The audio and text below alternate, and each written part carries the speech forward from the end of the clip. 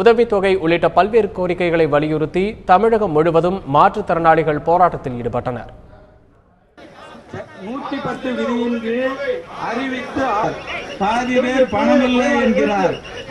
எதற்கு நீங்கள் 110 சிரமப்பட்டு இருக்கிறார்கள். அப்படிப்பட்ட சிரமத்திற்கும் உட்பட்டு வழங்க வேண்டிய உதவித்தொகையை வழங்க வேண்டும். மேலும் அதே நேரத்தில் தலைமைச் செயலகத்தில் உள்ள ஒரு பணம் இல்லை என்று ஒரு பிச்சை போடுகிறார்கள். எங்களுக்கு சௌகரியப்பட்ட நேரம் பிச்சை போடுவோம் என்று சொல்கிறீர்கள். எங்களுக்கே தெரியவில்லை.